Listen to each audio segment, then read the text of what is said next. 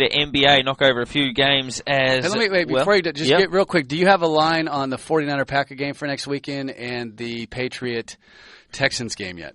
Those are the divisional games for next weekend. I think the Houston are plus 9.5 at the moment, traveling to New England. Wow. And the Packers, it's oscillating between 3 and 3.5. The Packers. The Packers are getting 3 points, 3 or 3.5 points. Yeah. Okay. 3 games to look at NBA-wise. Oklahoma City $1.32, Toronto $3.40, and I think your line's 6.5. Yeah, that's correct. Where are they playing? Where's the game being played? Toronto. Ooh. And they're 3.40 underdogs. Yeah. What? Yeah, the NBA's tough. It's tougher to me for me to bet the NBA. The guys who know it do it very well, but it's very difficult. Absolutely. That 82 games a season makes it hard to get your form right. Really, I'd rather bet on the weekly sports. Yeah, I'm with you there. I think though that one of the things that I hear, one of the best, most solid bets that you can make if you like to bet, is that several teams. If you take a team, bet against a team that's on the last game of a long road trip. Yeah, because the NBA season, like you just said, 82 games. It's long. It's arduous. These guys. There's really, in my opinion, there are 3 trimesters to an NBA season. Mm-hmm. There's 2 Christmas or 2, say, New Year's, where the guys are just out going through the motions. They start to crank it up a little bit, and then come March, the final trimester before the playoffs, you start seeing teams play defense and that type of stuff.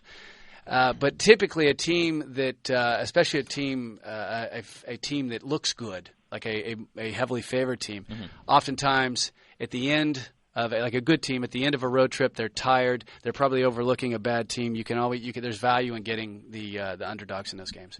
Miami, $1.04, Washington $11. I think that's about right, is it? Yeah, leave me out of that one. 14 points. The Heat are giving Washington there, so. Hey, do you have any? I was going to ask one of these fun questions. Do you have any more NBA that you want to? No, that's it. That'll do. I was going to say, James, do you have any fun bets available to people for tomorrow's games? Like, first team to score, how do you do for the Super Bowl? The player specials that we offer are always the most popular. We've got a unique one, obviously, a little tribute to Ray Lewis, one of the most intimidating men you'll ever see. Yeah, that's no joke. We've got a will he make a stack tomorrow? It's a little bit difficult for us to sort of frame that market because you're not sure how healthy he is, but we're offering odds of $4 if he can make a sack tomorrow. $4 if Ray Lewis makes a sack. How many sacks do you have this year? Do you have that in front of you? Yeah, he's only got the one, but historically over his career he's averaged over 2 a game. So in playoff games, yeah. See, that tells you right there that guy goes to play, and so that's not bad. So you lay $10, you win 40 if he gets a sack. Exactly. Oh, I like it. And the quarterback specials are very popular as well. We just laid some bets on Joe Flacco to throw more than 255.5 tomorrow. And Andrew Luck's got the same line, RG3 215 and Russell Wilson 220.5. Yeah, I like that. I think that first game in the morning, you could see fireworks. I mean, that could be I said 24-21. It could be 34-31. The one thing about the Ravens this year is that their staple since 2000 when they won the Super Bowl, they always have very good defense. But you take a look at them now; they score points, but they give up a lot of points. And it's age. So Ray Lewis and Ed Reed, these guys they're older now. So there could be a lot of points scored in that. That's actually not a bad bet to go. I think Andrew Luck could have a nice big game. I think at the over 255 and the 350 that we spoke about earlier, or the +7. Hey, do you guys have an over/under on that game for just total points scored? Yeah, we do. Let's have a look. 46.5 is and 46 in the other game. So not bad. There's been some money at the overs as well in the Washington-Seattle game. So people are expecting some points for the rookie quarterbacks, which is interesting. Yeah, well, they're 2 very good. The Redskins' defense has been a big part of them coming together. The way they've won 7 straight, and Seattle's defense is top 3 in the whole league. So that's interesting that people think there's going to be that the rookie quarterbacks are going to throw for a lot of yards. Both teams have good running games too, though, which can obviously keep a defense off balance. Yeah. James, thank you very much for your time from Betstar, of course, betstar.com.au, and hopefully we can speak to you again soon. No, gentlemen, have a good night. James McLaughlin joining us there. Now, a few SMSs before we take a break.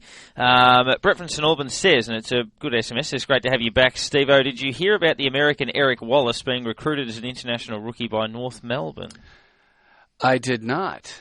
So is that part of the... It's a big, big boy. He came across as part of the... I think he was is he a basketball scholarship player program. He is, yeah. And he was able to train with North Melbourne in press and get a rookie-listed spot. So no kidding. Similar to, I guess, what Shea McNamara did at I remember that. That's right. Yeah. So did they do that every... Isn't that something that Sheedy started? Yeah, in a way. Like, he was one who sort of went across and was scouting out a lot of the overseas sports and these sorts of things. But we've seen probably quite a bit of that over the last few years. I think Essendon tried it in the... I can't remember the guy's name, but it was in the late 90s, early 2000s. Someone will know the answer to that. And the top SMS, their first to 10 points for Toronto is the best bet you can make, suggesting there off the SMS. Really? And please ask Steve, how does Romo keep his job? Anthony from Fitzroy. Oh, Anthony, you know what I felt? It's funny. You know how there's certain athletes that you just, when you watch, you just feel for them. You want the guy to win. Yeah. I don't like the Cowboys at all.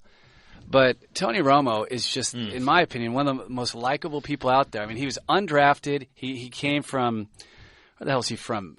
Wisconsin or someplace. He grew up a Packer fan. He went to Northern Illinois. He wasn't drafted. And he goes to the Cowboys, who've had two of the best of all time, Roger Staubach and Troy Aikman. So he's going to be compared to them.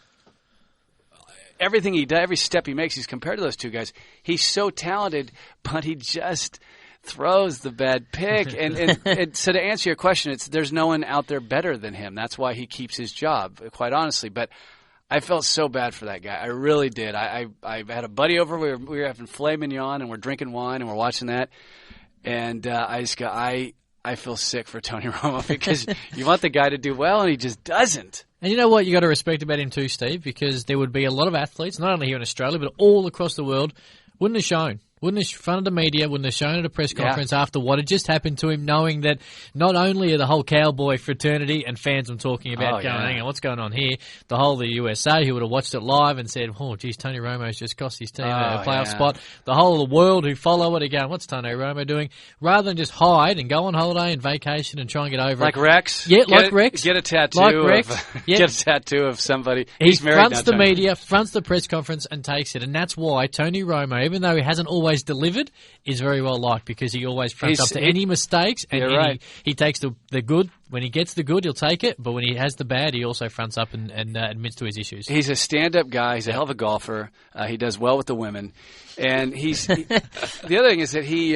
Someone's actually SMS'd in Mark Sanchez's honour roll too, which is not bad at all. Give it to me. Kim Kardashian. See, now, physically, I will give you Kardashian. Kim she's flawless, physically flawless. I don't think, like I actually have a chance with her. Yeah. I don't think that I could. But I mean, you look at me. I mean, I'm not a bad-looking guy. I got some decent game, right? Yeah, he's got us covered, I think. Heavily, a lovely wife though. But you know that's impressive. You know, but she's a very. That's the thing is that I think after 5, 6, 8, 10 different NFL players and NBA players have spent time with her, in quotations, you'd probably want to stay away. Eva Longoria? See, I don't like... She's a bit thin for my taste. I think Ed White would be a big fan of hers, Eva Longoria. And Kate Upton. Oh, God, are you kidding me? Apparently. So back home in the loo, there's a I don't know what magazine, Maxim or something like that. Yeah. It's in the loo. And, you know, I like to multitask if there's something interesting to read. I've never read the article, but I've looked at the pages probably a dozen times. She's just another physically flawless gal. I don't know really what you would talk with Kate Upton about, though. I don't think Sanchez is really interested in talking. Though. No, I don't think he's hanging around long enough. Good on him. How about that? Dwayne Armstrong is the name of that player from America that Essendon recruited. Oh, is it really? Yeah. And Greg from West Meadows says, useless stat, Joe Flacco is the first NFL quarterback since my all-time favourite Otto Graham to get to the playoffs in each of his first 5 seasons. And Shane says Dallas has not won a playoff game since '96. Romo was a dud. Oh, come on, Shane. Yeah, all right. Hey, Shane's just a little cocky because his Seahawks are playing well. just on Eric Wallace, and Yeah. great job, international rookie now, and he's at North Melbourne, and good luck to him. Shea McNamara, who did the same thing at Collingwood. I remember that. He's back home, isn't he? No, he's actually signed basketball, Oh, of course he Sandringham did. Sabres Yeah, in the of course he SEABL, the did. SEABL League, which is the league below the NBL. He signed the play for Sandringham for season 2013. So he's just having a hell of it. He comes over here to play a bit of. I think we interviewed him a few years Yeah, ago. he did. We had a bit of, has a bit of fun playing. He's like, I'll try this AFL Yeah. thing, and then he realized it's like, God, that's a hell of a lot tougher than I thought it was. and then he's like landed himself a gig. He's like, I don't want to go back home. yeah, he'll be a citizen soon of Australia. Fell in love with the Magpies too. Did Shea? Certainly that's, still got a soft spot yep. for him. So that's a How do character you, how does, flaw. But, yes, yeah. I was just going to say, how does one do that? What does this say? This guy wants to know. Anonymous wants to know. Oh yes. Who wins the BCS championship game? We gave you that. I like Notre Yep. Dame, and Jesse Williams is a very good defensive lineman He is. for Alabama. And he Brad will. Wing as Brad well. Wing's the punter. Do you know Brad Wing was actually? He's got that. Wing's recent alleged drug test fail. Yeah. Thanks, mate. Michael from Berwick. No problem, Michael. That's actually not Berwick. It's Berwick, right? Berwick, correct. Yeah. I've been gone for a while, but we Yeah. used to for fun. What we would do is. A thing would pop up and it would be like Nunawading, and I go Nunu Wading. We'd screw with people like that. I actually don't see now. Punters do get in, but punters aren't drafted. No. One's going to draft a punter. A punter, if he can stay off the what's his issue? Does he like to burn blunts, Brad Wing, or what is it? Allegedly. Yeah. He smoked a bit of dope. Allegedly. He's a college kid, for Christ's sake. It happens. Get over it. We do have to get a quick breakaway. A bit of NBA, some of the issues of the week, studs and duds as well, before we bid farewell on Betstars and Stripes. Offer the best of the best on all Saturday and selected public holiday Metro meets. Half an hour prior to the jump, select it for best of the totes or top fluck, whichever is higher. This is Betstars and Stripes. Welcome back at 7 minutes to 9 o'clock. Darren Park and Cameron, Luke and Steve Salisbury here talking all things US sport. The Melbourne Stars are none for one off 3 deliveries inside the first over. Alex Doolan, the very talented batsman from Tasmania, is opening with Aaron Finch. And for the Melbourne Stars, it is John Hastings with ball in hand in the first over as Doolan whips one away for one to deep square leg. But we touched on it very briefly at the start of the program, but 7 coaches fired on Black Monday. We'll start off with Andy Reid from Philadelphia, Steve. See, Andy Reid was coach for 14 years. That's a long, long time when it comes to the NFL. Coaches are hired and fired in really a year and a half, 2 years. 2 years. So he stuck for 14 years, had a lot more success early in his tenure than he did late. Now, a couple things about Andy Reid. He had worn out his favor in Philadelphia just a couple years ago. Last year, they brought in those free agents. They were supposed to have a Super Bowl team, and they flopped. This year, they were bad.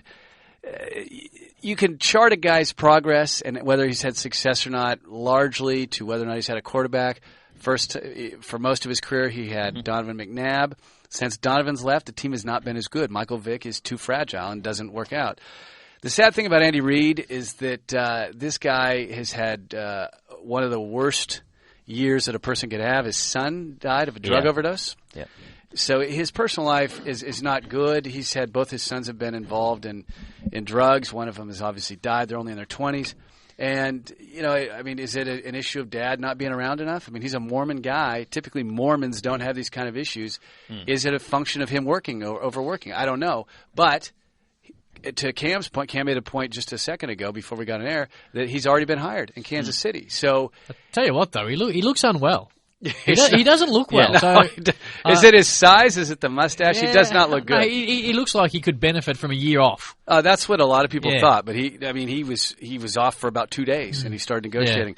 Lovie Smith missed the playoffs. He was a good coach. Didn't beat Green Bay, which is what you're supposed to do. He lost his job with the Bears. He had 2 NFC championships and 1 Super Bowl though. So he lost his job. Norv Turner. Okay, Norv Turner, very good offensive coordinator, crappy head coach. As an offensive coordinator, he was responsible for Troy Aikman having success. He helped Alex Smith early in his career. In Washington and Oakland, he didn't do a good job. San Diego hired, he was hired after A.J. Smith, the general manager, who was also fired Marty Schottenheimer, who had the best team in the league and went 14-2, and guy lost his job.